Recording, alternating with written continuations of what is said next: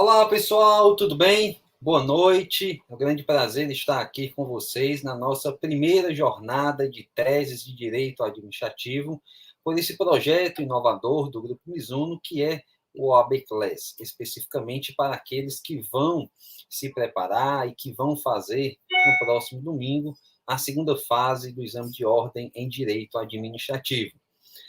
Meu nome é Igor Pereira Pinheiro, sou promotor de justiça no estado do Ceará, professor especializado em direito administrativo, tenho vários livros publicados, coordenei pós-graduação na Faculdade CERS sobre direito administrativo e direito anticorrupção. Hoje sou professor também do Estratégia Carreiras Jurídicas na área de direito administrativo e direito eleitoral. Sou coordenador editorial do Grupo Mizuno na área de direito eleitoral, direito administrativo e, assim como vocês, fiz o exame da ordem em direito administrativo. Portanto, conheço a matéria, conheço a forma de cobrança há bastante tempo e vamos aqui, dentro desse projeto, fazer não a revisão dogmática, não uma revisão teórica, mas uma análise das principais teses jurisprudenciais do STF, do STJ, que podem ser cobradas na sua prova.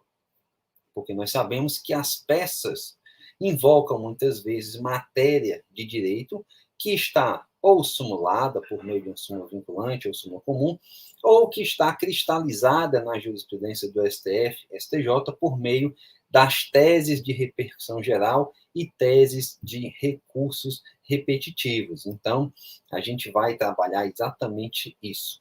E por que é importante nós conhecermos essas teses? Porque muitas delas, quando se fala, por exemplo, de súmula vinculante, possibilitam que você, diante do caso concreto, verifique, aqui eu posso, eventualmente, ajuizar uma reclamação constitucional diretamente no Supremo Tribunal Federal. Aqui eu posso, eventualmente, fazer um requerimento de tutela de urgência, de tutela de evidência, porque a legislação processual traz, inclusive, diversos benefícios, se você está diante de uma repercussão geral, de um recurso repetitivo. Então, é fundamental, nessa reta final, que você conheça essas teses. E nós sabemos que não existe no mercado nenhum material, nenhum livro que faça esta separação das teses por temas. Esse, inclusive, é um produto que vai ser lançado aqui pela editora Mizuno em breve. Eu já estou aqui antecipando para facilitar a vida de vocês. Então, a gente vai compartilhar os slides aqui para que vocês possam acompanhar a redação dos mesmos e a explicação que a gente vai tocar. Hoje eu farei esta aula, amanhã finalizarei, e a professora Daniele Bonella, que é outra parceira, outra professora do projeto, vai ministrar também as aulas a partir de amanhã e a partir de quarta-feira, tá bom? E temos também a professora Amanda Monteiro, que é a nossa professora tutora, responsável pela logística e produção de material, tá bom? Então, Rafael, meu amigo, podemos compartilhar aqui os slides para que o pessoal possa aí efetivamente acompanhar. Muito bem. Nós sabemos que hoje temos o chamado direito jurisprudencial ou direito dos precedentes, que é a importância desses enunciados cristalizados, e nós já falamos. Por que é importante conhecer? Porque quando nós estamos a falar de súmulas vinculantes, decisões de controle concentrado, incidente de resolução de demandas repetitivas e incidente de assunção de competência, a Constituição Federal e o Código de Processo Civil permitem exatamente o acesso direto ao Supremo Tribunal Federal ou à Corte Superior respectiva, no caso STJ, por meio da chamada reclamação constitucional. Nós temos aí exatamente vários dispositivos trazendo. Não vou ler todos para vocês, o material vai ficar disponível. Inclusive, pessoal, amanhã a Mizuno vai soltar um link adicional a quem se cadastrou para esse evento, para receber todos esses slides em formato de PDF, para poder ajudá-los na prova da segunda fase. A gente sabe que não pode levar esse material para a prova, mas nessa semana de reta final, vocês podem ali ficar lendo isso daí, tá bom? Então, artigo 103, parágrafo 3º da Constituição, que trata aí da criação do Instituto da Súmula Vinculante e do cabimento da reclamação constitucional junto ao Supremo Tribunal Federal, quando houver o descumprimento daquele enunciado, tá bom? Lembrem-se sempre que, na reclamação constitucional, o Supremo não profere uma decisão meritória, dizendo se aquela decisão vai ser alterada ou não. Na verdade, o Supremo diz, olha, esta decisão aqui impugnada contrariou o entendimento da súmula vinculante X, e você, tribunal, deve, portanto, proferir uma nova decisão judicial, tá certo? Então, atenção a este detalhe.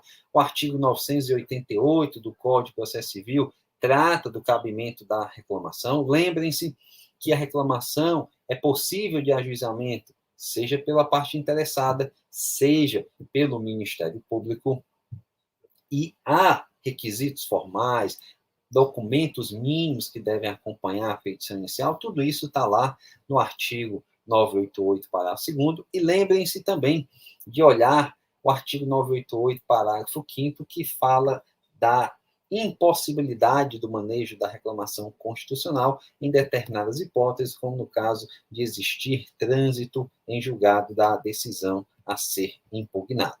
Lembrem-se também, meus amigos, do artigo 7º da Lei 11.417, de 2006, que fala especificamente de atos administrativos, sejam comissivos, sejam omissivos, que para o cabimento da reclamação é preciso o exaurimento, ou seja, o esgotamento das vias administrativas. Não pode, portanto, diante de um processo administrativo ainda não concluído, ou diante de um requerimento ainda não decidido pela via administrativa, se manejar diretamente o Supremo Tribunal Federal por meio da reclamação constitucional. Beleza? Muito bem. Mas, Igor, você está aqui falando do cabimento da súmula vinculante, da reclamação constitucional por desrespeito à súmula vinculante, mas quais são os outros efeitos processuais que você falou aqui no tocante às teses de repercussão geral e teses de recurso repetitivo? Eu fiz um elenco a partir das disposições do Código de Processo Civil que a gente consegue deixar isso muito claro para vocês. Primeiro, se eu estiver diante de um caso concreto que trate de tese de repercussão geral ou tese de recurso repetitivo, isso, diante da sua petição inicial, autoriza a concessão de tutela de evidência. Isso autoriza, aliás, impõe ao julgador o dever de decidir pela improcedência liminar do pedido. Então, imagine que na sua prova da OAB, você é chamado para apresentar uma defesa cujo enunciado traz uma questão que é contrária a uma tese fixada pelo STF ou STJ. Você, na sua contestação, além das preliminares, se for o caso, as questões formais, você já vai colocar também o pedido de improcedência liminar à luz do artigo 332 do CPC, porque há fixação de tese. Também, quando estamos a falar de fixação de teses, ela dispensa o reexame necessário da decisão proferida com fundamento nela, tá certo?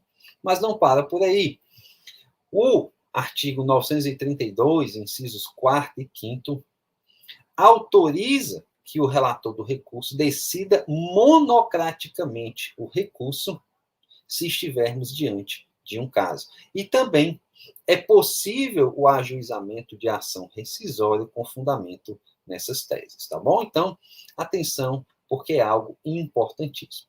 E aí, feita essa pequena introdução, claro que aqui não é uma aula de peças processuais, nem poderia ser, até porque o nome do evento chama-se Jornada de Teses, a gente precisava fazer esta premissa inicial da importância, da relevância prático-profissional desses enunciados para nós adentrarmos nos mesmos, tá bom? Aliás, quero fazer aqui um convite a todos vocês que estão aqui a nos assistir.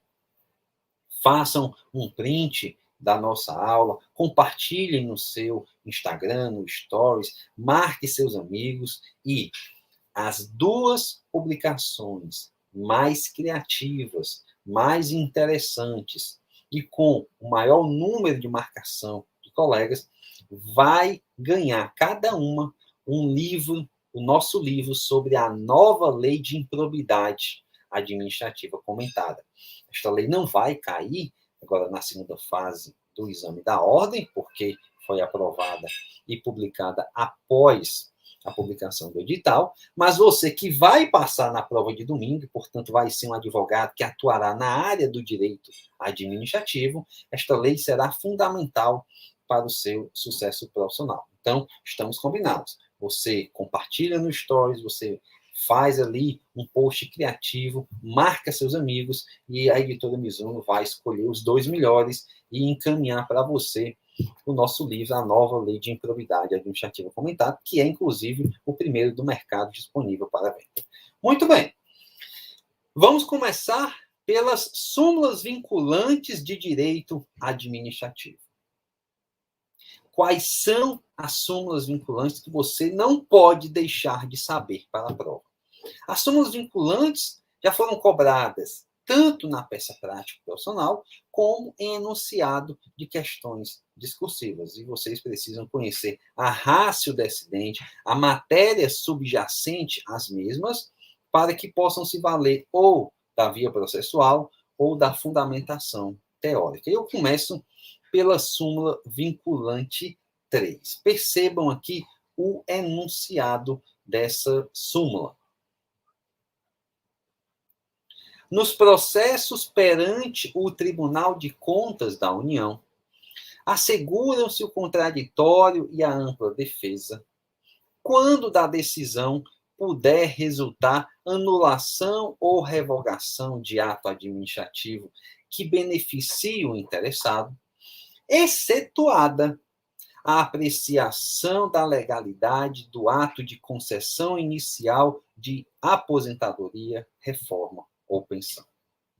Então, vejam, todos nós que estudamos direito administrativo sabemos que os princípios constitucionais do processo aplicam-se à seara do processo administrativo. Contraditório, ampla defesa, são inerentes a todo e qualquer processo decisório que vai impactar ali na esfera jurídica de alguém. Até a parte inicial da súmula vinculante, não há nenhuma novidade. Porque, perceba, dizer que nos processos perante os tribunais de contas aplica-se contraditório para a defesa é simplesmente dar concretude ao artigo 5º da Constituição Federal. Mas o enunciado traz na seção, diz, se você estiver diante de um ato que vai o Tribunal de Contas analisar a legalidade de um ato inicial de aposentadoria, reforma ou pensão, você não precisa garantir contraditório e ampla defesa. Como assim? Vou dar um exemplo. Eu, Igor, promotor, entendo que estou no tempo de me aposentar e faço o meu pedido de aposentadoria junto ao setor de recursos humanos do Ministério Público do Ceará. Faço este pedido, lá o setor competente analisa a documentação que eu junto, conta o meu tempo de serviço e diz, ok, o Igor realmente tem direito à aposentadoria. E diz, aposenta o Igor. Qual é o trâmite burocrático na lógica dos servidores públicos? Este ato de aposentadoria precário ainda concedido pelo chefe do Ministério Público, chefe administrativo, ele é encaminhado ao Tribunal de Contas. O Tribunal de Contas, então, vai analisar se homologa, ou seja, se eu atendi os requisitos para a aposentadoria ou não. E esta análise inicial, o tribunal não precisa dizer, olha, Igor, nós verificamos aqui uma incongruência, nós verificamos que faltam 4 anos, 3 dias, 5 meses, não interessa. Se o tribunal entende que não é o caso de concessão da aposentadoria, e a aposentadoria inicial, tribunal simplesmente não homologa e devolve ao órgão de origem para que o indivíduo retorne ao trabalho. Ah, Igor, mas essa decisão afetou a sua esfera jurídica. Pois é, mas o que a súmula vinculante diz é que como você está diante de um ato jurídico coletivo, não há necessidade do contraditório e da ampla defesa. Tá certo? Então, atenção. A regra geral prevista na Constituição é todo e qualquer processo perante o Tribunal de Contas traz ali a necessidade de contraditório e ampla defesa, salvo excetuada a hipótese em que o Tribunal de Contas vai analisar a concessão inicial de aposentadoria, reforma ou pensão. Esta é a regra consolidada. Porém, o STF, avançando na análise dos casos concretos e com vistas a garantir outros princípios constitucionais, ponderou a seguinte situação diante do que aconteceu na prática. Muitas vezes, esses processos de aposentadoria ficavam 5, 6, 7, 8, 9, 10 anos lá para serem analisados pelos tribunais de contas. E aí, imaginem, eu estava aposentado diante do Ministério Público desde 2021 e chega lá em 2028, portanto, 7 anos depois, e o Tribunal de Contas simplesmente devolve ao MP dizendo: o Igor não tinha um tempo de serviço necessário para se aposentar. Manda ele voltar.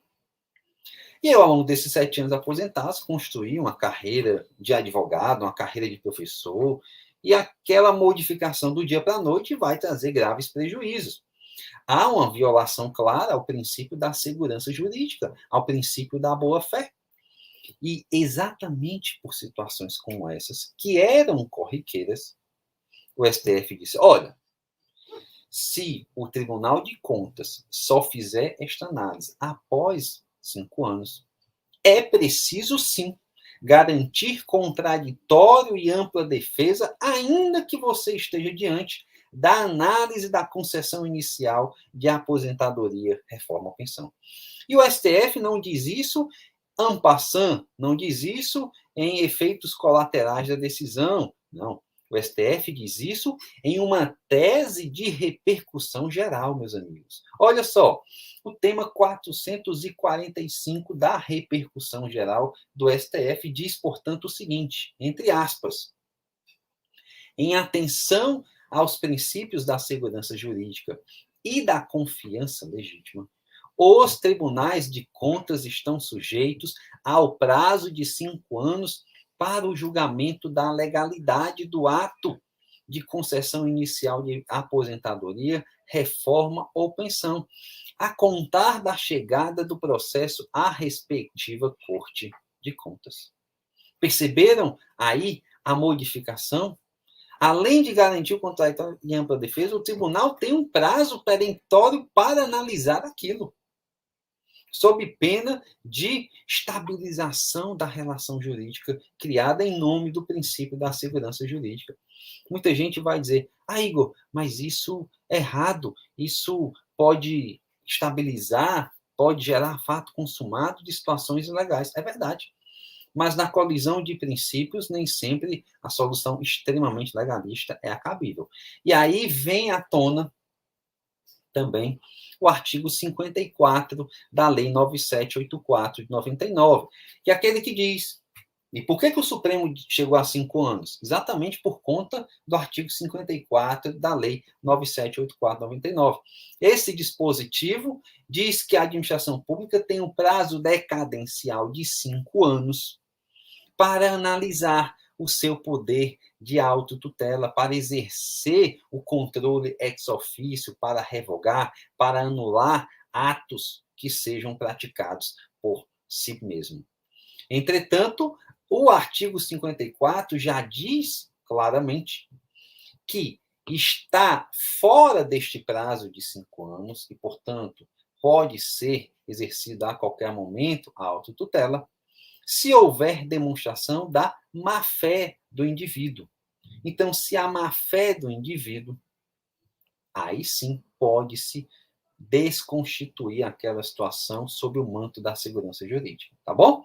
Então, atenção a isso. Aliás, pegando um gancho com outra situação de 5 anos, do artigo 54, e nós vamos falar isso mais à frente, lembrem-se que contratações indevidas, contratações que estão burlando o ditame constitucional do concurso público, ou contratações temporárias que são realizadas fora do espectro trazido pelo artigo 37, inciso 9 da Constituição, se demonstrada exatamente a contrariedade ao texto constitucional, não há prazo decadencial para que se anule as mesmas, tá bom? Então, atenção a essa primeira súmula vinculante e os temas que lhe são correlatos.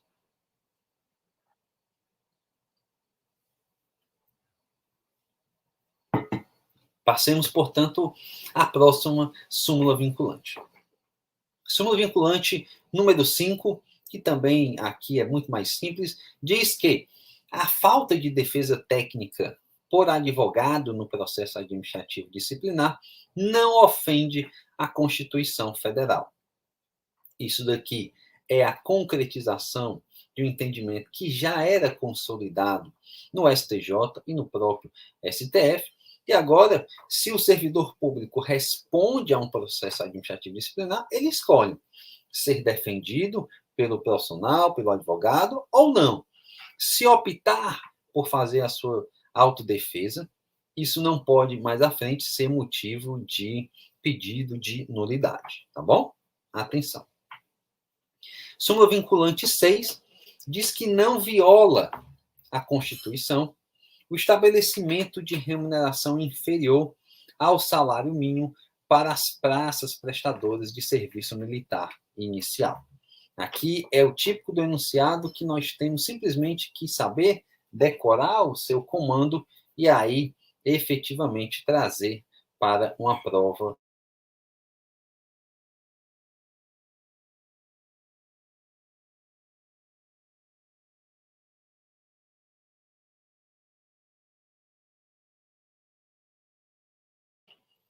Outra súmula importantíssima, e aí que também tem uma tese de repercussão geral correlata, diz respeito à cobrança de taxa de matrícula nas universidades públicas. O artigo 206, meus amigos, diz ou concretiza o princípio da gratuidade do ensino público. Exatamente por isso que a súmula vinculante 12 diz, universidades públicas não podem cobrar taxa de matrícula para os seus alunos. Entretanto, isso não impede, conforme a tese de repercussão geral fixada no RE 597854, que estas mesmas universidades públicas cobrem mensalidades em cursos de especialização. Então, olha que pegadinha interessante para uma prova. Discorra sobre o princípio da gratuidade do ensino público à luz da jurisprudência do STF. Você tem que falar que a educação é um direito fundamental, concretizável ali na questão do ensino público a partir superior, a partir do artigo 206. Dizer que a súmula vinculante 12 obsta, proíbe cobrança de taxa de matrícula, porém, se estivermos a falar de um curso de especialização, é perfeitamente possível a cobrança de mensalidades, tá bom? Então, atenção a isso. Temos aí a súmula vinculante 13, também outra súmula muito conhecida, que é a súmula antinepotismo. E aqui nós temos muita coisa para falar. A primeira delas, e já chamando a atenção, eu diria, o nepotismo é um ato de improbidade, ou era um ato de improbidade administrativa, de forma objetiva, por conta da súmula vinculante 13 e por conta do enunciado do artigo 11 da Lei de Improbidade. Isso foi modificado agora com a Lei 14.230. Não vou tocar neste assunto, porque não vai cair na prova de vocês. E quem quiser, quem tiver interesse, vê aí as lives que estão disponíveis. Eu, inclusive, fiz uma live sobre a nova lei de improbidade, de 3 horas. Temos um curso aqui na Mizuno sobre a nova lei, de 9 horas. E aí vocês podem, eventualmente, depois analisar isso. Mas qual é a importância da súmula vinculante 13 e do nepotismo? Olha só. Primeira coisa que vocês precisam saber é o seguinte: o STF possui decisões em sede de repercussão geral, dizendo que a vedação ao nepotismo dispensa lei em sentido formal. Ela decorre, esta vedação do nepotismo, decorre diretamente dos princípios constitucionais da administração pública, dos princípios da impessoalidade, dos princípios da moralidade administrativa e do princípio da eficiência administrativa. Além disso, o STF disse que, ok, dispensa a lei em sentido formal, mas se quiser aprovar uma lei para isso, nada obsta que haja a iniciativa legislativa ou do Poder Executivo ou de um parlamentar. Portanto, não há competência legislativa privativa quando se está a falar de vedação ao nepotismo. Além disso, o STF, analisando um caso lá daquele município de Minas Gerais chamado Brumadinho, em que houve as tragédias lá minerárias, disse o seguinte: em Brumadinho se aprovou uma lei proibindo a contratação por meio de licitação de empresas que tivessem no seu quadro social, por até 6 meses, prefeito, ex-prefeito e parentes dos mesmos. Contestou-se a constitucionalidade disso e o Supremo disse: esta norma, este tipo de norma é constitucional, concretiza, visa dar maior efetividade aos princípios da impessoalidade, da moralidade e da eficiência. Tudo isso que eu falei para vocês em sede de repercussão geral. Então, o nepotismo é proibido pela súmula vinculante 13, mas o Supremo diz, não precisa de lei. Mas, se tiver lei, esta lei é de iniciativa tanto do Executivo como do Legislativo. E leis municipais, leis estaduais, podem, inclusive, fazer ampliações de modo a tentar limitar a atuação, como, por exemplo, impedir a contratação de empresas que tenham ali, no seu quadro societário, parentes de gestores por até um determinado período. Tá certo? Atentem-se que a proibição do nepotismo da súmula vinculante 13, ele se aplica, via de regra, a todo e qualquer cargo público, inclusive aqueles que dependem de nomeação pelo chefe do executivo e aprovação pelo Poder Legislativo, como conselheiro de Tribunal de Contas. Há, porém, aqui uma exceção ainda majoritária na jurisprudência do STF. A jurisprudência do STF diz que a nomeação para os cargos políticos de primeiro escalão, isto é, secretários, ministros, não há proibição por força da súmula vinculante 13. O Supremo diz, portanto, que o prefeito, que o governador, que o presidente da República pode nomear parentes para secretários ou ministros. Salvo estas hipóteses de cargos políticos de primeiro escalão, incide a súmula vinculante 13 e, se descumprido, pode caracterizar ato de improbidade. Mas percebam, não acho que cai improbidade, porque se cair improbidade, teria que misturar as modificações feitas pela lei, e isso iria contra, efetivamente, o edital de vocês. Mas é possível. E olha só que detalhe importante para a prova. Nós vamos falar aqui de diversas súmulas que versam sobre princípios administrativos. Súmula vinculante 13 versa sobre princípio da impessoalidade, princípio da moralidade e princípio da eficiência. É possível que venha uma descrição de nepotismo e que você é procurado por um cidadão para adotar as providências cabíveis. Cidadão não tem legitimidade para ajuizar ação de improbidade. Mas cidadão tem legitimidade para o ajuizamento de ação popular, artigo 5º, inciso 73 da Constituição. E o Supremo já disse, também em sede de repercussão geral, olha só a quantidade de teses que nós temos diante de uma situação, que pode-se ajuizar ação popular para questionar atos imorais, ainda que não tenha concretização de prejuízo ao erário, ainda que não haja prejuízo financeiro do poder público. E, portanto, diante de um caso de nepotismo, você pode ser chamado a elaborar uma petição inicial de ação popular, invocando a súmula vinculante 13, invocando tese de repercussão geral do STF, que diz, pode-se ajuizar ação popular para garantir tão somente o princípio da moralidade administrativa, ainda que não exista prejuízo ao erário. Tá certo? Então, atenção a este detalhe, meus amigos e minhas amigas, porque é importantíssimo.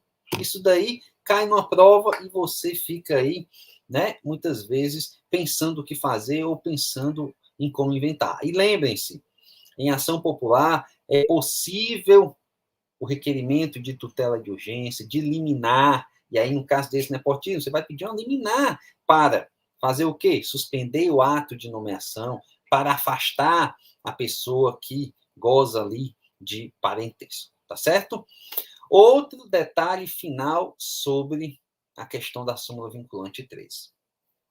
Eu disse para vocês que é possível excepcionar a vedação ao nepotismo concretizado pela súmula vinculante 13 quando estivermos diante de cargos políticos de primeiro escalão.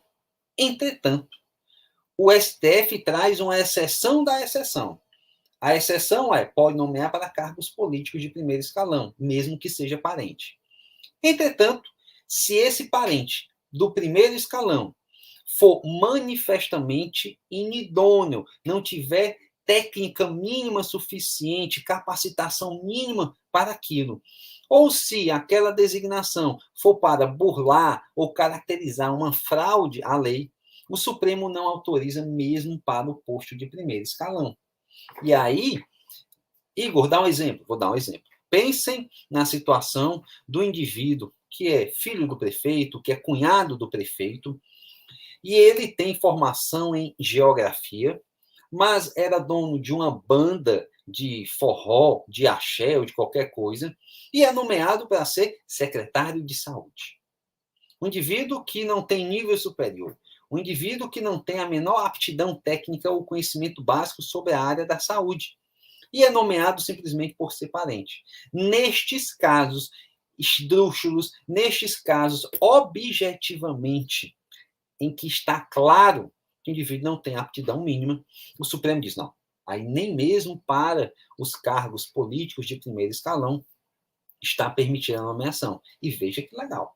É mais um entendimento que você precisa saber, porque pode cair isso para a ação popular. Ou pode cair o contrário. Você é o advogado do prefeito, o indivíduo entrou com ação popular, ou o Ministério Público entrou com ação de improbidade, você vai fazer a defesa, e você precisa saber exatamente quais são as situações que estão autorizadas pela súmula vinculante 13, quais são as situações que estão excepcionadas e quais são as situações que representam a exceção da exceção.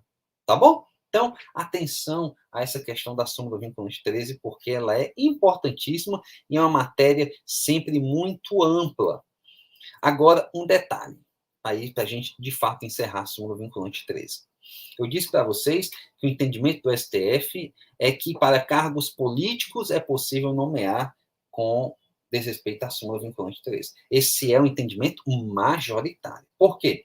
Porque existem decisões monocráticas da segunda turma, o ministro Écio Fachin, há decisões também do ministro ou do ex-ministro Marco Aurélio Mello, que ainda na hipótese do cargo político não autorizavam, mas numa prova você vai seguir o entendimento da maioria, que ainda é a permissão, como eu falei para vocês anteriormente, tá bom? Muito bem. Então, Falei aqui desses cuidados que nós colocamos no slide posteriormente, vocês vão ver. Outros enunciados importantíssimos, e aqui diz respeito mais à questão de servidores públicos, mas que podem cair na prova de vocês. Olha só.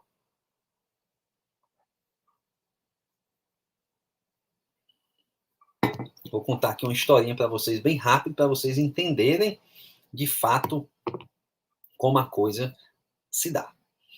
Os servidores públicos, como todo e qualquer cidadão, como todo e qualquer trabalhador, goza de direitos sociais. E o artigo 39, parágrafo 3º da Constituição, veja, 39, que está lá no capítulo da administração, diz que são extensíveis aos servidores públicos todos ou quase todos os direitos sociais garantidos aos trabalhadores em geral. E o mais básico dos direitos sociais dos trabalhadores é a percepção do salário mínimo. Parece uma coisa banal, mas às vezes, quando a gente não conhece a prática, é preciso que alguém que atua no dia a dia nos alerte.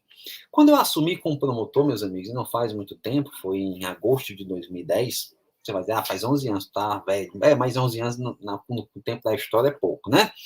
Pensem, eu fui trabalhar numa cidade chamada Santana da Caraú, 30 mil habitantes, a gente começa sempre em cidades pequenas, e quando eu cheguei lá, havia servidores que não recebiam o salário mínimo, servidores públicos, concursados, que não recebiam salários mínimos. Tinha gente, eu lembro, rapaz, isso me chocou tanto que eu lembro dos valores. Tinha gente que recebia R$ 256. Tinha gente que recebia R$ 80. Tinha gente que recebia R$ 56, porque havia lá um trabalho de carga proporcional. E, diante disso, e aí a gente já vai trabalhando com possíveis peças. Né? Se você for procurado, né, como advogado, o que fazer diante de uma situação dessa? Eu, como promotor, me deparei com a existência de uma ação civil pública ajuizada pelo promotor que me antecedeu, pedindo que a juíza determinasse a obrigação via liminar do Poder Executivo pagar o salário mínimo, exatamente invocando ali a questão da percepção do salário mínimo garantido pelo artigo 39, parágrafo 3º. A juíza negou a liminar. Quando eu cheguei, o MP não havia sido intimado.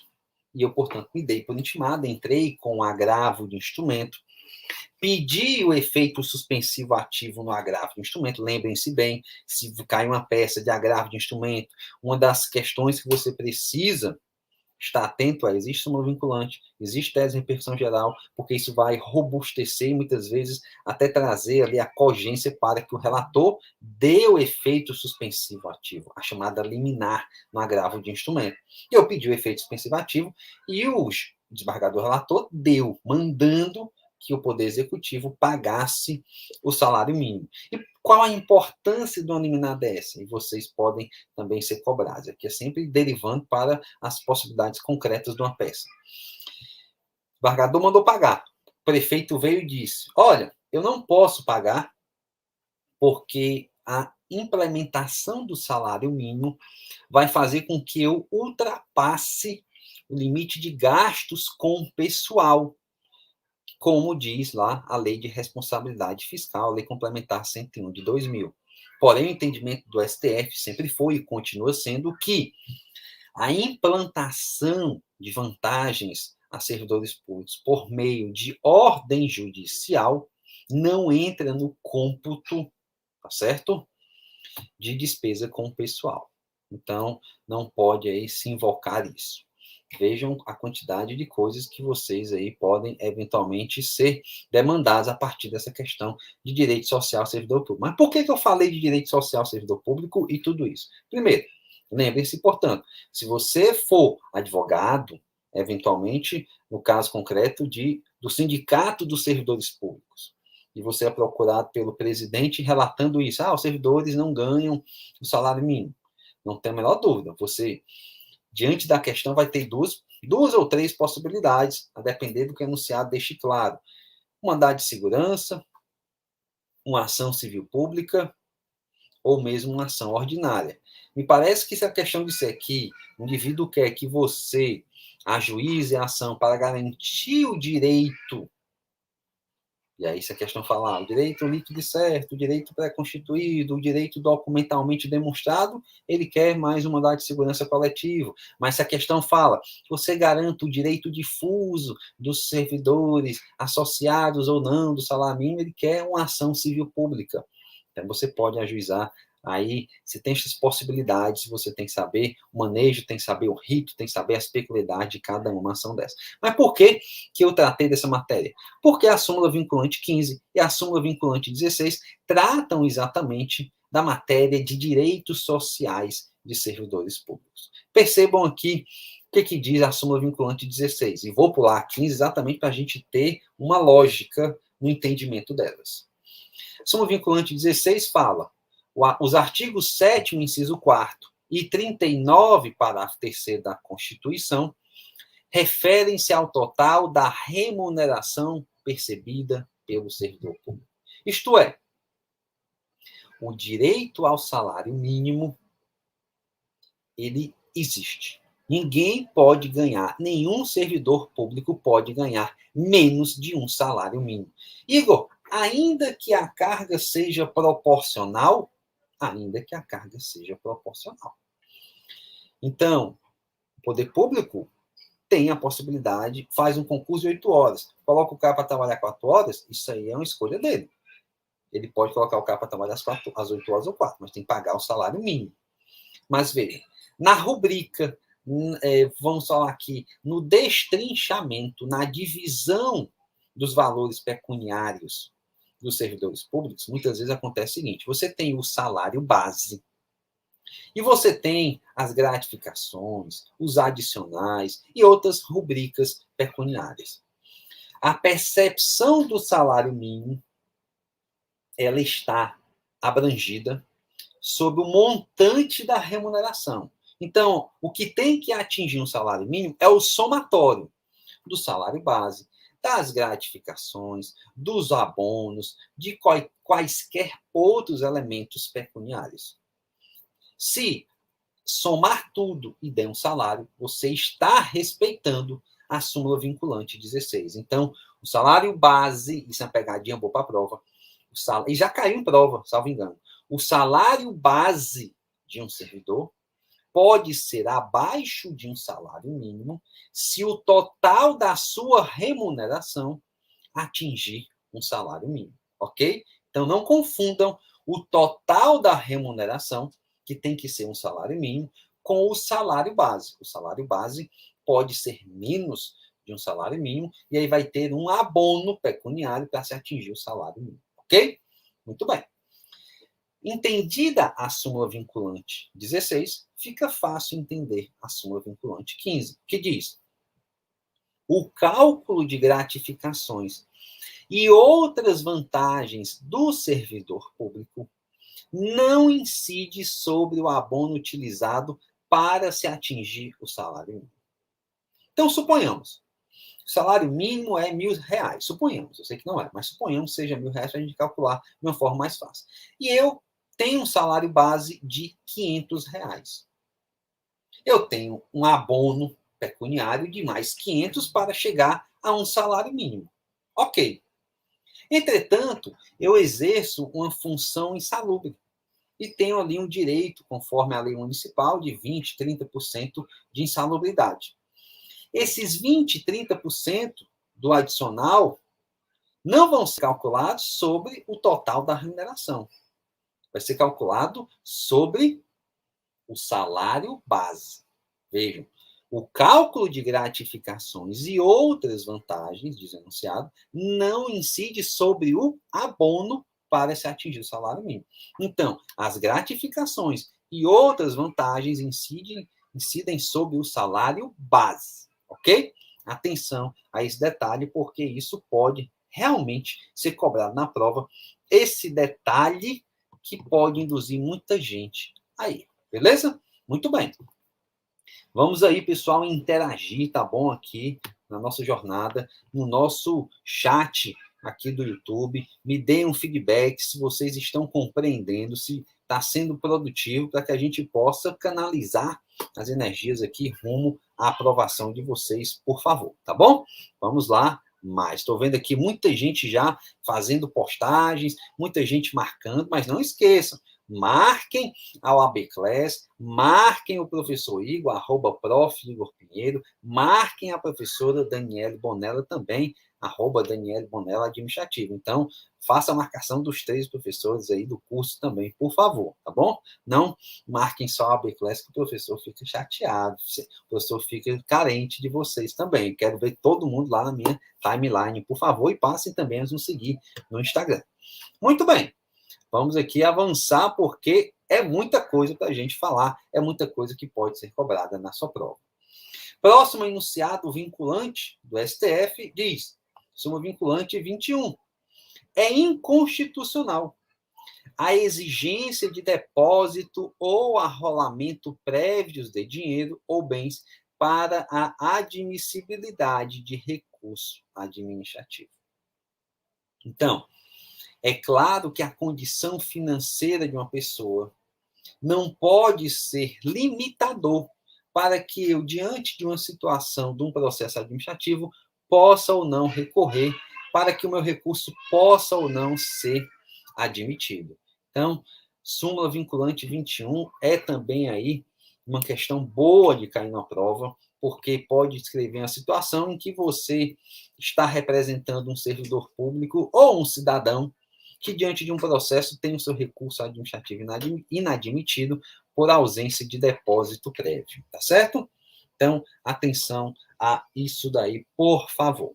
Vejam só aqui também outro entendimento importantíssimo, que já teve muita importância prática, hoje já tem bem menos diante da situação. Olha só, nós temos até aqui uma professora. Olha aqui, pessoal, aqui, ó.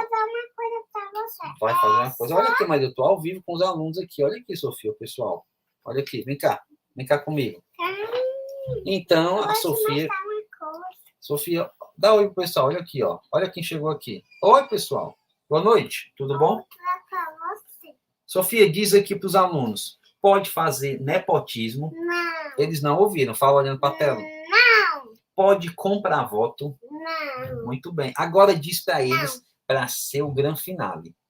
O que é uma multa, Sofia? O que é? Poder de polícia de Estado. Muito bem, pessoal. Vocês têm dúvida que a Sofia vai fazer OAB em Direito Administrativo na segunda fase? Eu não tenho a menor dúvida, né, Sofia? Então, dá tchau pro pessoal. Dá tchau, pessoal. Aqui, ó, dá tchau olhando para a tela. Diz boa noite. Boa noite. Para encerrar, quem é o melhor professor de Direito Administrativo para eles estudarem? Eu. Você e depois de você? Ela é meio da vida. É mesmo? E o papai? É bom professor? Não. Não, papai não é bom professor, né? Você sabe disso tudo lendo sozinha, é?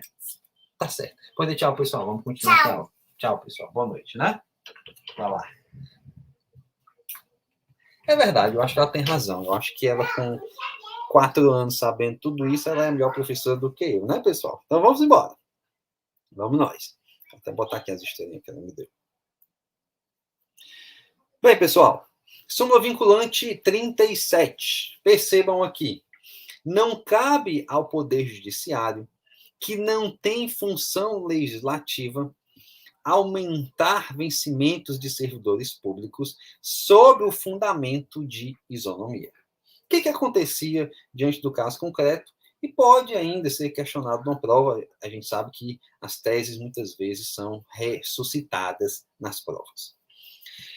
Havia o servidor do Ministério Público, o servidor do Poder Executivo, que ocupava o cargo de analista e tinha a carga horária de 8 horas e recebia, digamos, R$ 2.500.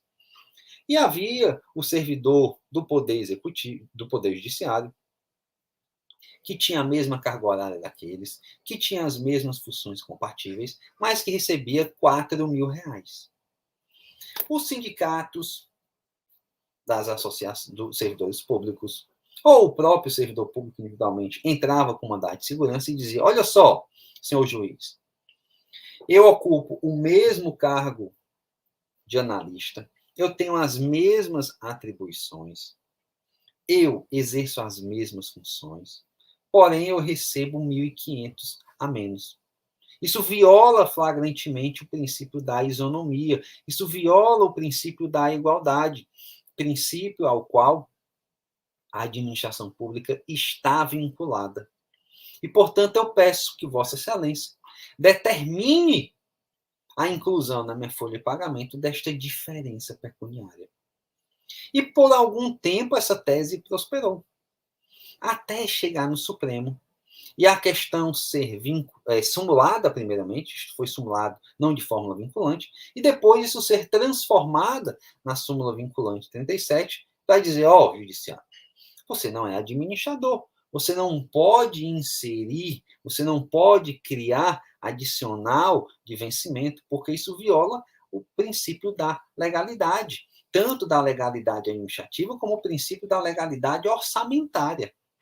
Então, nenhum órgão do Poder Judiciário pode aumentar vencimento via decisão judicial. Isso é ilegal, ainda que haja aí uma violação material ao princípio da igualdade, não há efetivamente possibilidade jurídica deste pedido, tá bom? Então, atenção à súmula vinculante número 37.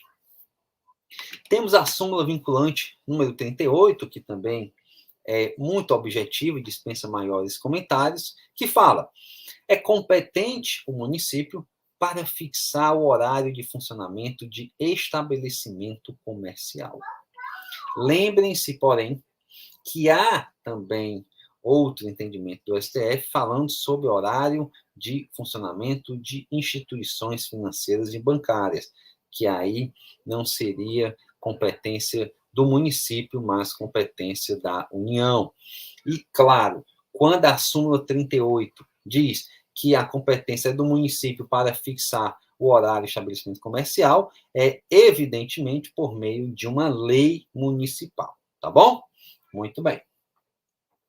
A súmula vinculante número 42 também traz um objeto muito bem delimitado e objetivo, segundo o qual é inconstitucional a vinculação do reajuste de vencimentos de servidores estaduais ou municipais a índices federais de correção monetária.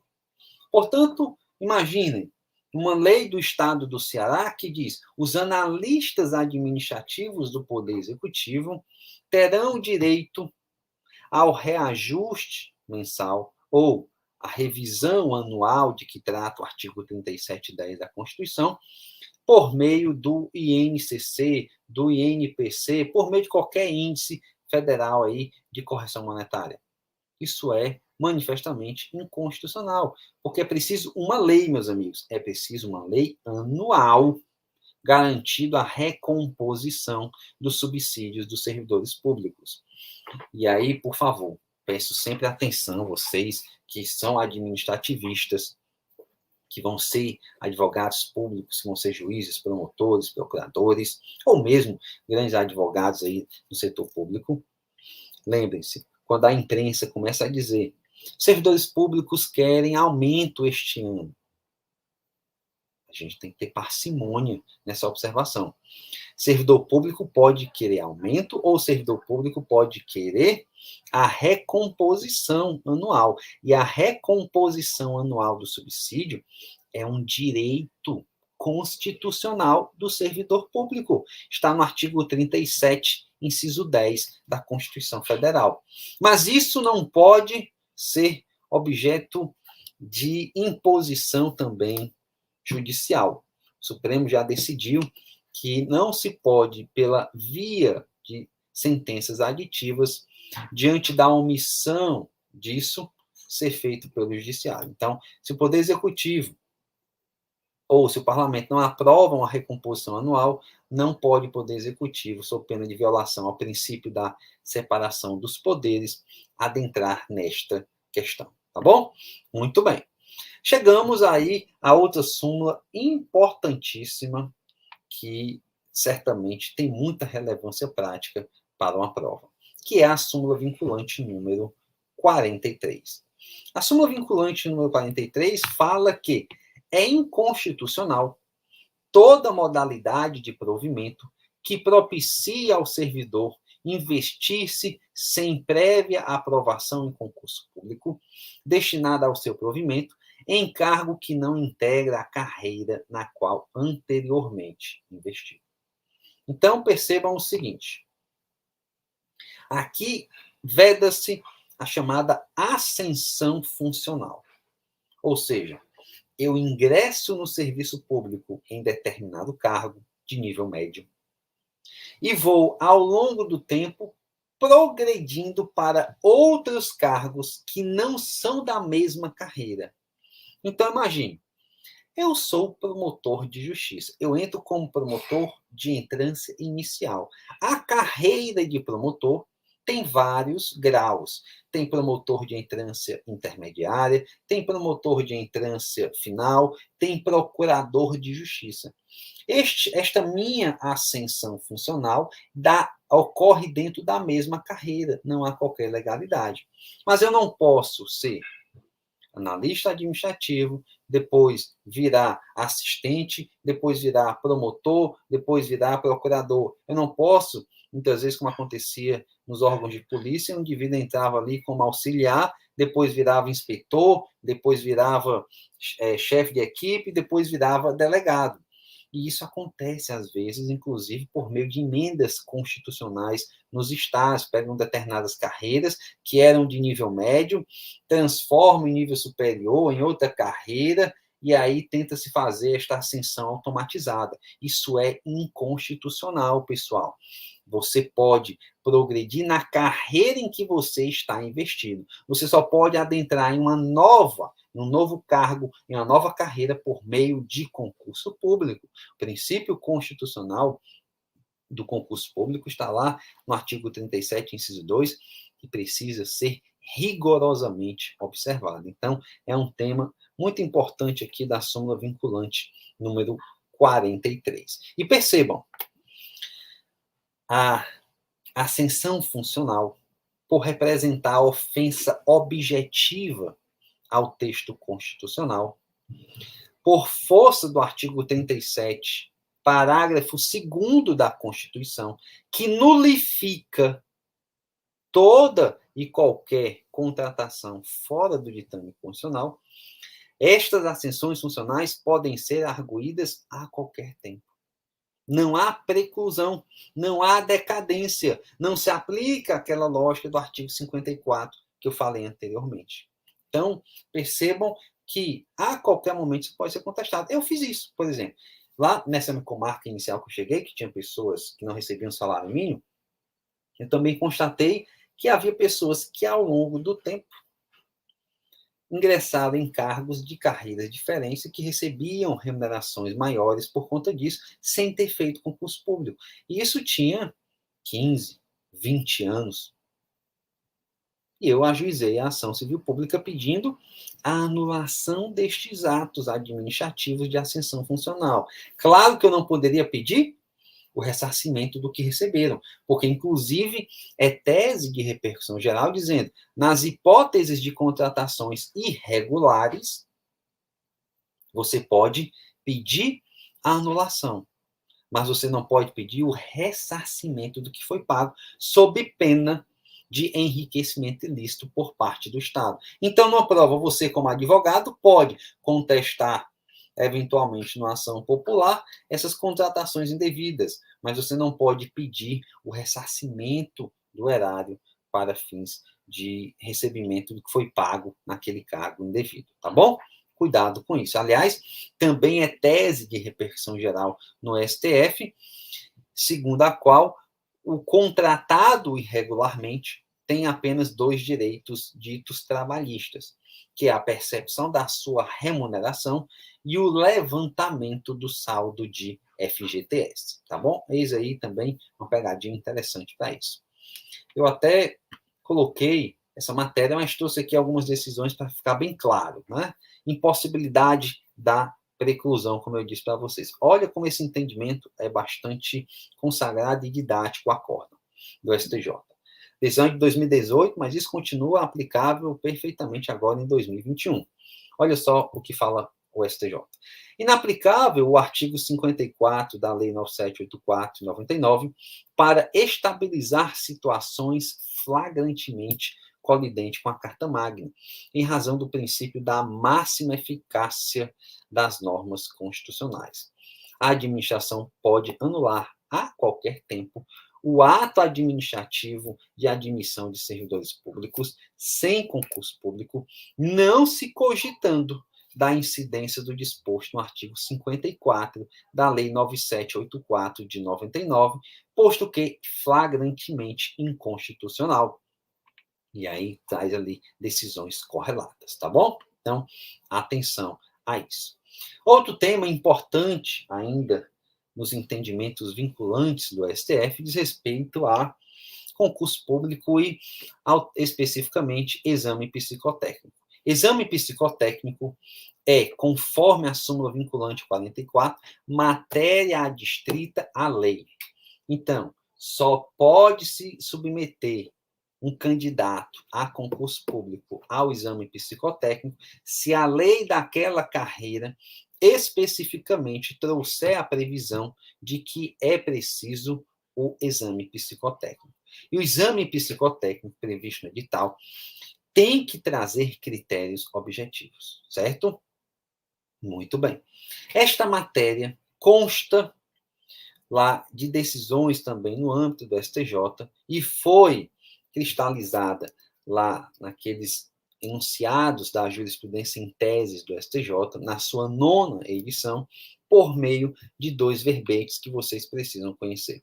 O primeiro deles diz: a exigência de exame psicotécnico é legítima quando prevista em lei, súmula vinculante 44, e no edital, a avaliação pautada em critérios objetivos e o resultado for público e passível de recurso. Muito bem. Mas digamos que o exame psicotécnico previsto em lei, no edital, mas que não traga requisitos objetivos, isso vai ser ilegal. Porém, a ilegalidade do exame psicotécnico, a ilegalidade dos requisitos do exame psicotécnico, em concreto, não autorizam a aprovação do indivíduo. Não é isso que acontece. A ilegalidade do exame psicotécnico, ela simplesmente determina que o indivíduo seja submetido a um novo exame psicotécnico com requisitos, com critérios objetivos e sempre garantindo ali a ampla defesa para o mesmo, tá bom? Então, atenção a isso, porque pode cair misturando esses conceitos, pode cair um indivíduo ingressando com mandado de segurança, pedindo anulação do exame psicotécnico para ser aprovado a fase seguinte, e aí você vem exatamente saber disso. O exame psicotécnico é só por lei, porém a ilegalidade, os seus requisitos, seus critérios, a subjetividade não transforma a reprovação em aprovação. Simplesmente você vai anular aquele ato de avaliação e vai submeter o indivíduo a uma nova avaliação, ok? Então, atenção a isso daí. Muito bem. Chegamos aqui a um tema importantíssimo. Esse tema, eu diria que está para cair numa prova de segunda fase. E trata sobre crimes de responsabilidade. Eu vou até aqui fazer, antes de mais nada, uma breve explicação. Um fato na seara pública pode ter múltiplas repercussões. É o que se chama de interdisciplinaridade do direito. Suponha que eu pratico uma fraude à licitação, escancarada. Suponha que eu desvio o dinheiro público da conta da prefeitura para a minha conta particular. Esse ato representa, ao mesmo tempo, um crime contra a administração pública, julgamento pelo Poder Judiciário na seara criminal. Isso representa um ato de improbidade administrativa que vai ser processado na seara civil. Isso representa também uma clara infração disciplinar e que pode ser objeto de um processo administrativo disciplinar. E isso representa também um chamado crime de responsabilidade. E o que é crime de responsabilidade? Crime de responsabilidade, à luz do artigo 85, inciso 5º da Constituição Federal, É a infração político-administrativa, em que há o descumprimento da probidade administrativa também. São situações de conotação política por violarem diretrizes administrativas. E por que fala-se infração político-administrativa? Porque é uma infração ao regramento administrativo, mas que está submetida a um julgamento político. É o impeachment. O presidente da República, eventualmente, que viola a probidade administrativa, está lá no artigo 85, inciso 5º, comete um crime de responsabilidade, uma infração político-administrativa, que vai se submeter ao processo de impeachment. Não confundam, meus amigos, porém, com os chamados crimes de responsabilidade do Decreto-Lei 201/67. O Decreto-Lei 201/67, que trata dos crimes de responsabilidade de prefeitos e vereadores, lá você tem dois tipos de crimes de responsabilidade. Você tem os crimes de responsabilidade propriamente ditos, que são estas infrações político-administrativas, que estão nos artigos 4º e 7º do Decreto-Lei 201/67. E você tem os crimes de responsabilidade, que são infrações penais, que estão no artigo 2º deste mesmo decreto, que são inapropriadamente chamados de crimes de responsabilidade, que são somente crimes. Tal qual o servidor público pratica os crimes contra a administração pública, o prefeito pode praticar crime de responsabilidade como infração penal, que está descrito lá no artigo 2º.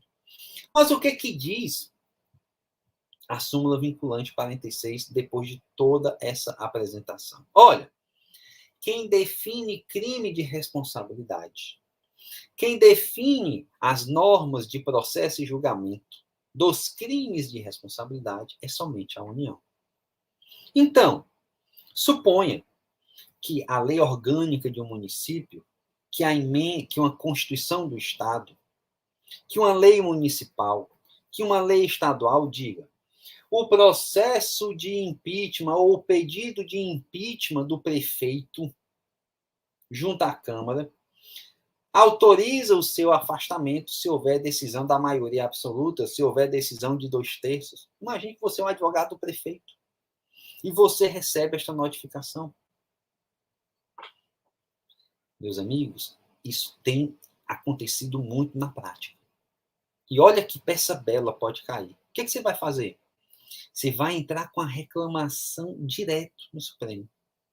Reclamação constitucional, com pedido de liminar de suspensão do ato que ensejou o afastamento. Isso tem acontecido e as liminares têm sido deferidas.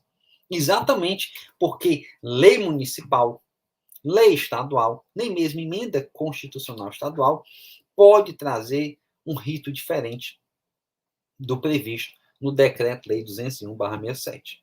O Decreto-Lei 201/67 trata dos crimes de responsabilidade de prefeitos e vereadores. Artigo 4º para vereador, artigo 4º para prefeito e artigo 7º para vereador. Mas nós temos também os crimes de responsabilidade do presidente da República, dos ministros de Estado, dos governadores de Estado, do Procurador-Geral da República, de ministros do Supremo, de procuradores gerais de Justiça, etc., que está ali na Lei 1079 de 1950, tá bom? Então, todo o regramento de crime de responsabilidade é de competência legislativa da União.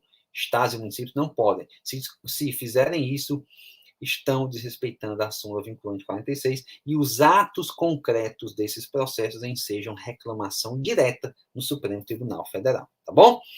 Muito bem. Tema conexo ainda a isso, ou decisão conexa, é aquela fixada no tema 576 da repercussão geral do Supremo, que diz o seguinte: o processo e julgamento de prefeito municipal por crime de responsabilidade, lá do Decreto-Lei 205/67, não impede sua responsabilização por atos de improbidade administrativa previstos na Lei 8429, em virtude da autonomia das instâncias.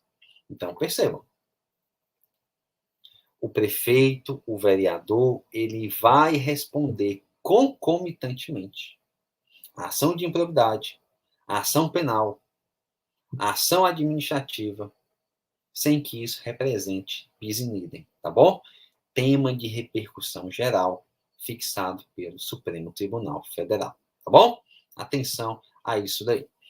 Temos ainda, já encerrando essa parte de súmulas vinculantes, a súmula vinculante número 49, que diz: ofende o princípio da livre concorrência, lei municipal que impede a instalação de estabelecimentos comerciais do mesmo ramo em determinada área. Faltou aí, né, a conclusão da súmula, mas eu sei decorada, é isso aí, em determinada área. Então, atenção a esse entendimento que também dispensa maiores explicações. E temos a súmula vinculante número 53, que inclusive já caiu em prova, que diz: o direito ao auxílio alimentação dos servidores públicos não se estende aos inativos.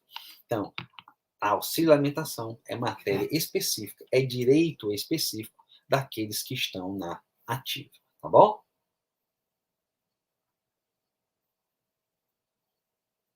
Muito bem.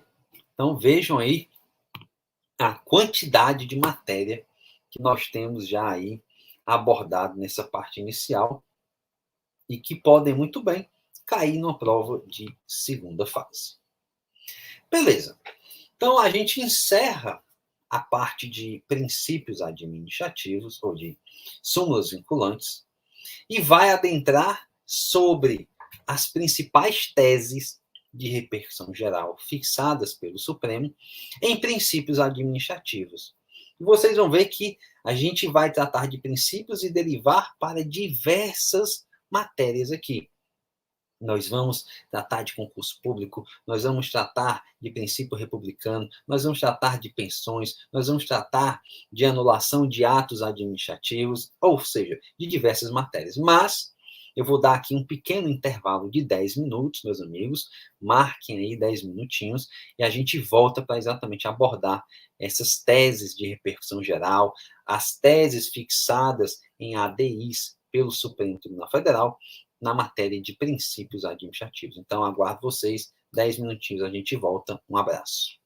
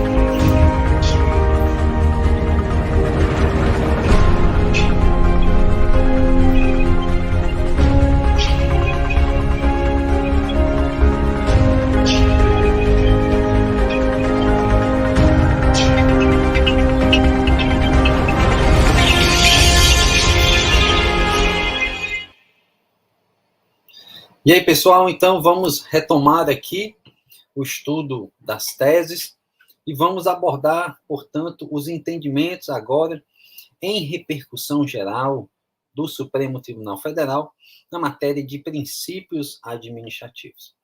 Vejam aqui o tema 743. Diz lá que é possível ao município obter certidão positiva de débitos com efeito de negativa, quando a Câmara Municipal do mesmo ente possui débitos com a Fazenda Pública, tendo em conta o princípio da intranscendência subjetiva das sanções financeiras. Ora, nós sabemos que a Câmara Municipal é um órgão do município. A Câmara não é um ente autônomo, não tem personalidade jurídica, embora tenha personalidade judiciária, capacidade para realizar postulações. Ocorre que, diante dessa unidade de vinculação à pessoa jurídica, às vezes a Câmara Municipal era devedora ou é devedora de tributos estaduais, federais. Isso fazia com que o ente político fosse negativado, sofresse restrições de créditos por parte das entidades. Isso trazia grande prejuízo, e aí o STF chegou ao seguinte entendimento: se o Poder Executivo não tem nada a ver com isso, e a responsabilidade é de fato ali da Câmara, é possível que o município obtenha uma certidão positiva de débitos com efeito negativo, a chamada certidão positiva de efeitos negativos, para garantir que haja a obtenção de crédito por parte, ou o não prejuízo por parte ali do município como um todo. E isso em nome do princípio da intranscendência. Claro que o gestor público do Poder Executivo deve adotar as providências cabíveis para tentar a responsabilização e, eventualmente, o pagamento daquelas dívidas existentes, tá bom? Muito bem. Temos aí também o tema 839 da repercussão geral, aqui muito específico. Acho muito difícil cair na prova, mas a gente precisa citar, porque vai que o examinador pinça e você não se lembra, né? A gente não pode pecar pela omissão. Diz lá esta tese: no exercício do seu poder de autotutela, poderá a administração pública rever os atos de concessão de anistia a cabos da aeronáutica com fundamento na portaria 1104 de 64, quando se comprovar a ausência de ato com motivação exclusivamente política, assegurando-se ao anistiado, em procedimento administrativo, o devido processo legal e a não devolução das verbas já recebidas, tá bom? Ou seja, não há preclusão para atos de concessão de anistia. Embora não haja preclusão para análise desses atos de anistia, o que foi recebido para trás não pode ser reavido pelo poder público, tá bom? Lembrem-se também, falar em anistia, que há uma súmula, salvo engano, súmula 634 do STJ, que diz ser imprescritível a pretensão e obtenção de reparação ali por atos de tortura praticado contra as pessoas no regime militar de 1964. Muito bem, dando seguimento, nós temos aí o tema 483 da repercussão geral do Supremo, na perspectiva dos princípios, que diz que é legítima a publicação, inclusive em sítio eletrônico mantido pela administração pública, dos nomes de seus servidores e do valor do correspondente vencimento e vantagem pecuniária, ou seja, uma concretização básica do princípio da publicidade, que traz ali para os portais de transparência a obrigação, ou pelo menos a possibilidade, do poder público divulgar nominalmente quanto cada agente público recebe, seja a título de subsídio, seja a título de gratificação, seja a título de abono, seja de qualquer natureza. Isso não tem nenhum óbice, tá bom? Muito bem. Vamos aí agora, portanto, a questão do tema 445, só citá-lo porque nós já abordamos quando falamos lá da súmula vinculante número 3. Temos aí a tese fixada no RE 638-307. Aqui nós vamos fazer uma sequência de teses vinculadas ao princípio republicano. Vejam, o princípio republicano é aquele que diz que não pode ser usada a máquina pública para vantagens pessoais, para concessões graciosas de benefícios ao detentor do poder público, ao ex-detentor do poder público ou a seus parentes. E o que acontece muito ainda no Brasil, ainda que com reiterada jurisprudência do STF, são leis trazendo a fixação de subsídios vitalícios a ex-detentores de mandato, aos seus parentes, a cônjuge descendente, sem qualquer vinculação.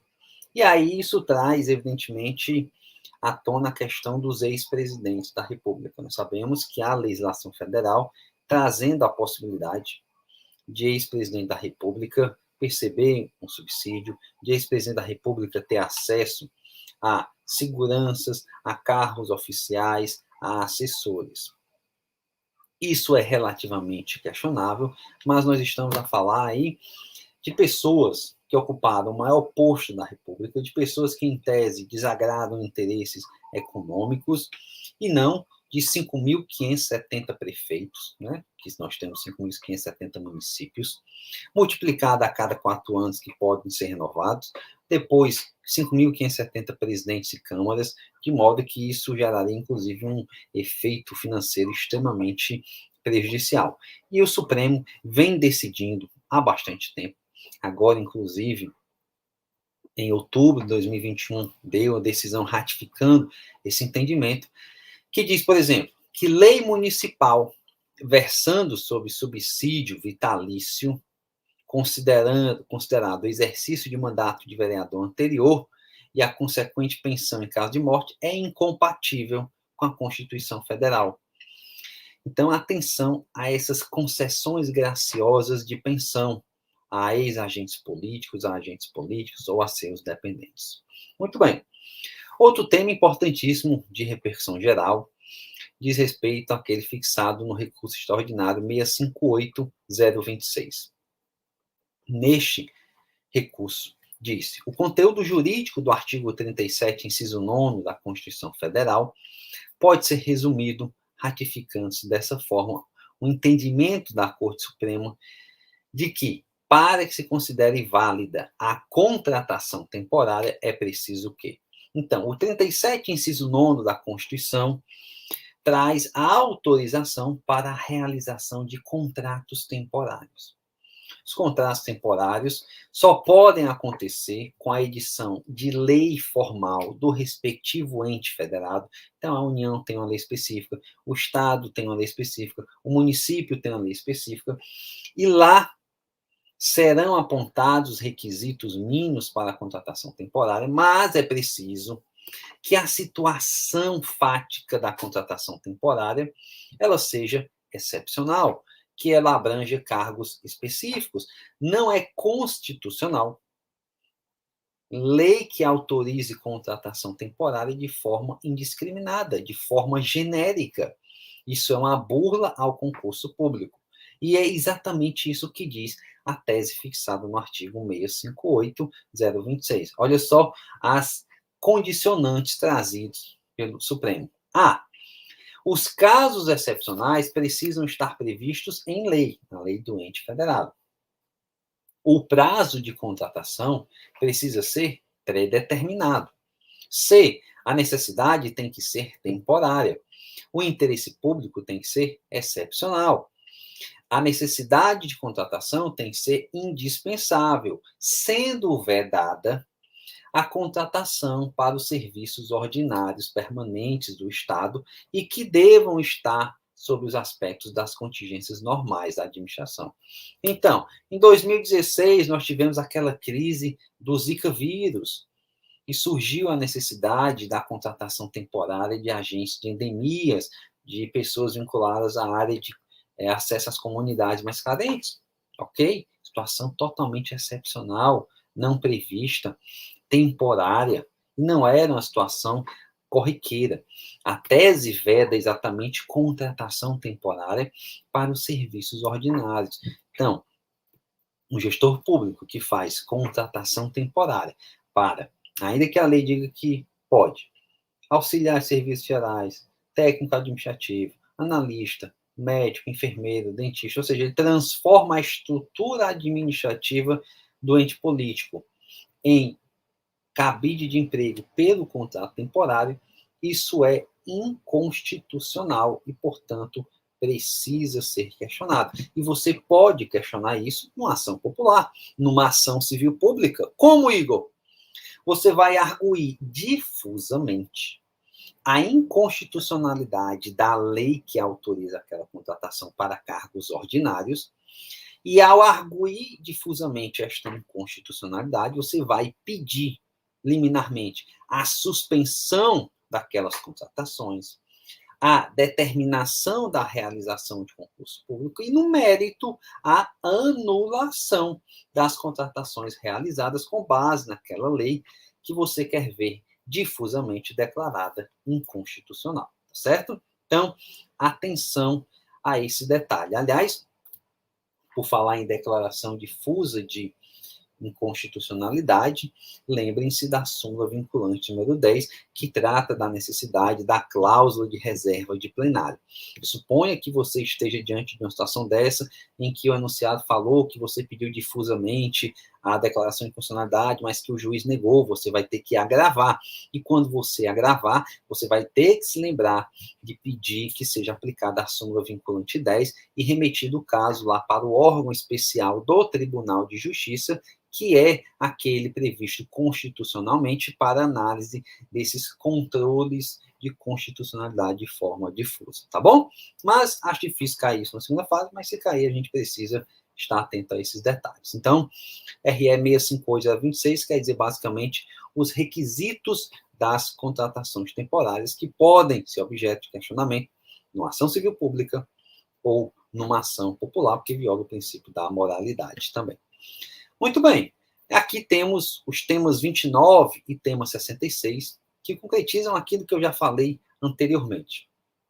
Olha só, leis que tratam dos casos de vedação ao nepotismo não são de iniciativa exclusiva do chefe do Poder Executivo, tese definida lá no RE 573-96. E o tema 66 que diz: a vedação ao nepotismo não exige a edição de lei formal para coibir a prática, dado que essa proibição decorre diretamente dos princípios contidos no artigo 37 caput da Constituição Federal. Ainda temos aqui na questão de ressarcimento ao erário. E aí você pode ser chamado como representante do poder público ali, eventualmente advogado, ajuizar uma ação civil pública de ressarcimento ao erário.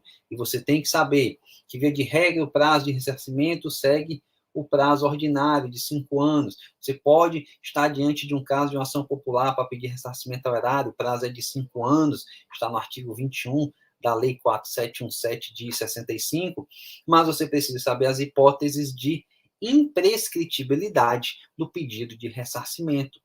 E uma hipótese fixada jurisprudencialmente de prazo imprescritível está no tema 897, que diz: são imprescritíveis as ações de ressarcimento ao erário fundadas na prática de ato doloso tipificado na lei de improbidade. Então, se o enunciado da questão te trouxer o relato de atos públicos, de agentes públicos que causaram dano ao erário e que representam ali a tipificação de atos descritos na Lei 4.992 e pergunta qual a providência você pode adotar, se há prescrição, se não há, você precisa saber exatamente que não há prescrição para reparação ao erário. Não confundam, portanto, o que está dito com o artigo 37, parágrafo 5º. O artigo 37, parágrafo 5º, durante muito tempo, foi interpretado pelo STF, pelo STJ, de que todo e qualquer pedido de reparação ao erário era imprescritível. O Supremo mudou isso a partir do segundo semestre de 2018 e disse: olha, só é imprescritível quando você estiver diante de um pedido de reparação ao erário, cuja causa de pedir descreva um ato doloso que esteja tipificado na lei de improbidade, tá bom? E aí, o prazo ordinário é o de 5 anos. E também é prescritível as ações de improbidade fundadas em decisão de tribunais de contas. Isso daqui é importante a gente citar essa tese, mas não creio que caia especificamente numa peça ou uma questão que acho que improbidade não vai cair nessa questão, embora nesse exame, embora tenha caído nos últimos 3 exames a matéria de improbidade administrativa, tá bom? Mas está aí a fixação da tese, é sempre bom a gente deixar registrado para vocês. Outro tema importantíssimo aqui, decidido aí relativamente há pouco tempo pelo Supremo, é o do 832, que diz: o parlamentar, na condição de cidadão, pode exercer plenamente seu direito fundamental de acesso a informações de interesse pessoal ou coletivo, nos termos do artigo 5º, inciso 33 da Constituição e das normas de regência desse direito.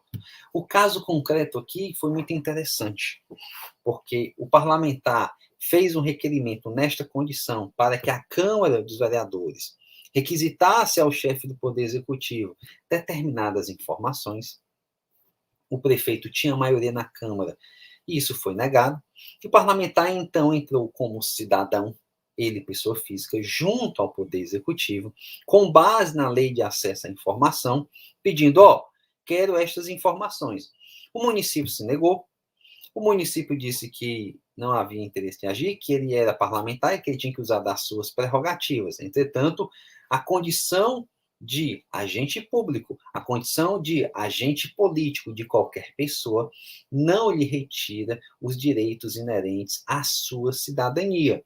E a Lei de Acesso à Informação, o direito fundamental à informação, ele existe independente de qualquer cargo público. E foi isso que o Supremo disse. Então, está assegurado. E aí suponha que cai exatamente esta situação na sua prova e o público se nega a fornecer, e você é procurado por este parlamentar para, enquanto pessoa física, garantir o seu direito fundamental. Ora, se a questão te trouxer que você tem prova documental pré-constituída, lá do prazo de 120 dias, você vai ajuizar, evidentemente, o mandado de segurança com pedido de liminar para garantir esse seu direito, tá bom?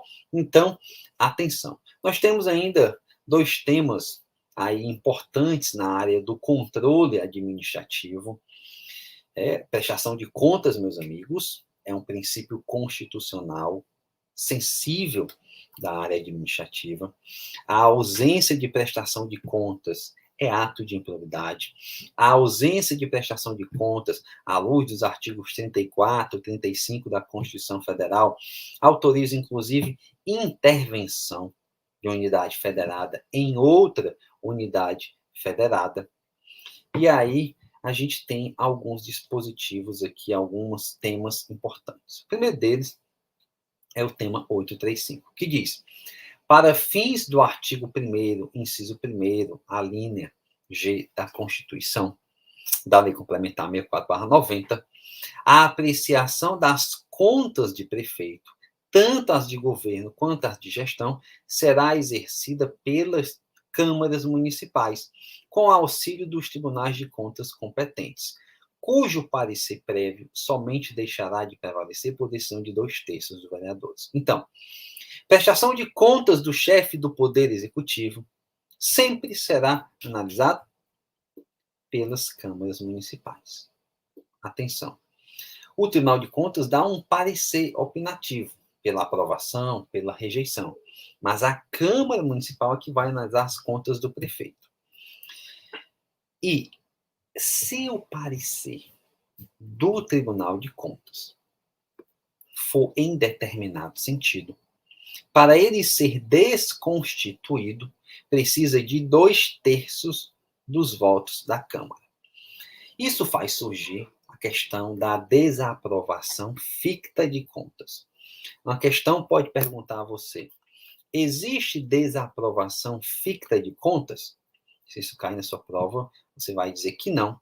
E você vai dizer que não exatamente com base no tema 835. Por quê? Porque ainda que o parecer seja pela desaprovação, Se ele não for votado pela Câmara, não há fictamente a aprovação do mesmo. Ele está, portanto, sem julgamento de contas. Ele não está com contas desaprovadas fictamente. O parecer vai prevalecer se for maioria absoluta, mas ele, para ser desconstituído, precisa dos 2/3, porque isso é quórum, inclusive, constitucional. Isso está na Constituição Federal, na parte do controle municipal, no artigo 30, tá bom? Então, atenção. E mais, o tema 157 finaliza essa questão dizendo: o parecer técnico elaborado pelo Tribunal de Contas tem natureza meramente opinativa, competindo exclusivamente à Câmara de Vereadores o julgamento das contas anuais do chefe do Poder Executivo, sendo incabível o julgamento ficto das contas por decurso de prazo. Beleza? Muito bem. Vamos aqui a outra questão importante nas teses referentes a princípios, que diz respeito à anulação, revogação de atos administrativos. O RE 59426 diz: ao Estado é facultada a revogação de atos que repute ilegalmente praticados. Porém, se de tais atos já tiverem decorrido efeitos concretos, seu desfazimento deve ser precedido de regular processo administrativo. Ou seja, o Estado detém o poder de autotutela. O Estado pode anular o Estado pode revogar ex officio os atos inconvenientes, inoportunos e ilegais. Isso, porém, não quer dizer que ele pode fazer de qualquer forma, a qualquer tempo, sem garantir contraditório para defesa prévios. Se o ato administrativo já praticou efeitos, já decorreu concretamente efeitos dele, é preciso se garantir o contraditório prévio, é preciso garantir efetivamente a participação do prejudicado.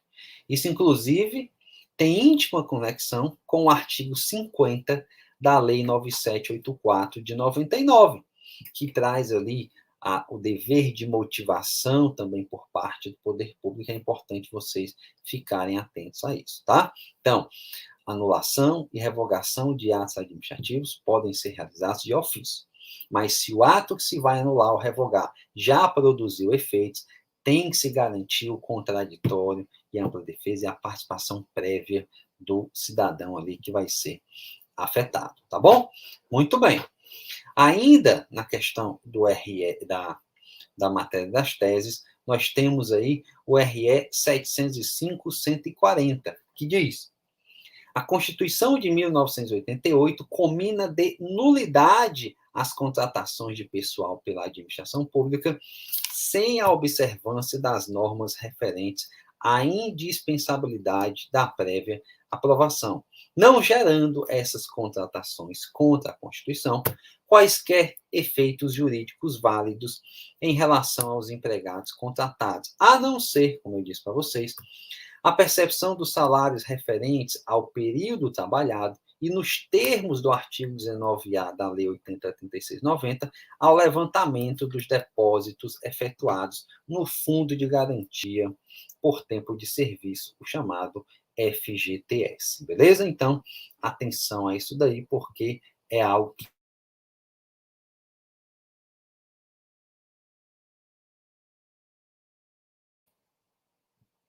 Então, outro enunciado importante está aqui também na ADI 4169. A gente sai, portanto, das teses de repercussão geral e agora já adentra especificamente em teses fixadas em ADIs que nós precisamos conhecer exatamente porque concretizam outros princípios.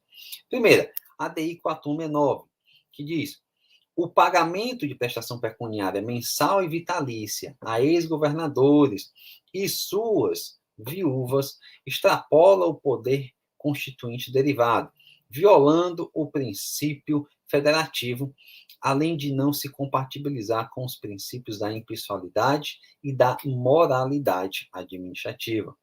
O princípio republicano apresenta conteúdo contrário à prática do patrimonialismo na relação entre os agentes do Estado e a coisa pública, o que se verifica no caso subexame. Então, atenção ao que eu já disse. O negócio de pensões vitalícias é muito importante. Veja, ainda na fixação de teses recentes, nós temos a seguinte frase. Essa frase até fui eu que elaborei, que eu extraí do conteúdo normativo da ADI 3092.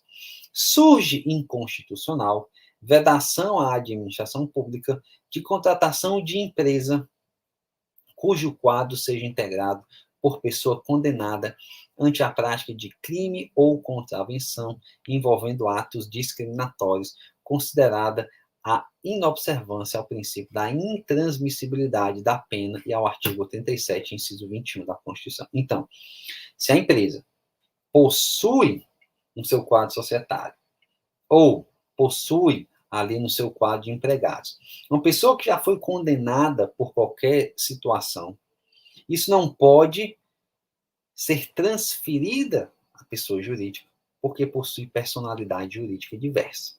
Então, princípio da intranscendência das sanções, ou, na perspectiva criminal, que se chama de intransmissibilidade da pena, tá bom? Atenção a isso. Ainda temos aqui uma matéria atinente ao período da pandemia, a questão da Covid, direito do cidadão à informação, princípio da publicidade, ADI 6347, em que o Supremo fixou a seguinte tese: é inconstitucional qualquer restrição genérica e abstrata ao princípio da publicidade administrativa e ao direito à informação, mesmo no contexto de emergência pública, já que tais postulados representam vetores imprescindíveis à administração pública, cujo desrespeito implica responsabilização política, civil e criminal, salvo nas hipóteses constitucionais desse sigilo. Beleza? Então, atenção a isso. Além disso, o Supremo decidiu recentemente na ADI 2975 que viola o princípio da proporcionalidade, a regra da proibição de penas perpétuas, uma lei que proíbe a volta ao serviço público de forma indeterminada após a condenação administrativa por atos de corrupção. Que lei é essa, Igor? A Lei 8.112. A Lei 8.112, no seu artigo 137, trazia ali algumas hipóteses em que o servidor público era condenado e estava proibido para o resto da vida de poder ingressar lá nos quadros da administração pública. O Supremo entendeu que a 8.112 era inconstitucional porque havia a fixação de uma pena perpétua, e a Constituição veda expressamente qualquer pena perpétua nesse sentido, tá bom? Além disso, a ADI 5358 trouxe importante matéria em critério de desempate. Diz lá esse julgado: é inconstitucional a fixação de critério de desempate em concursos públicos que favoreça candidatos que pertencem ao serviço público de um determinado ente federal. Então, aquelas cláusulas de editais que muitas vezes nós vemos que beneficiam, que trazem pontuação diferenciada ou critério de desempate, isso é inconstitucional, tá bom? Como também é inconstitucional a criação de foro por prerrogativa de função por meio de emendas constitucionais dos estados, por meio de leis estaduais. Foro por prerrogativa de função é matéria estrita da Constituição Federal. Não pode nenhuma outra norma trazer sua fixação sob pena de inconstitucionalidade, tá bom? Então, meus amigos, percebam, essa é basicamente algumas das decisões que eu reputo importantíssimas que vocês conheçam para a prova de domingo. Vocês veem aí que nós abordamos diversos temas. E vocês agora vão poder maturar. Amanhã, a editora Mizuno vai disponibilizar um link para quem já está cadastrado lá na nossa primeira jornada, para quem está no grupo de WhatsApp, e nós vamos disponibilizar para que vocês possam ter acesso a este material, possam ler com calma e possam, de fato, se preparar com mais conteúdo, tá bom? Agradeço a atenção de todos vocês e amanhã daremos seguimento à nossa jornada de direito administrativo. Um grande abraço, boa noite e bons estudos.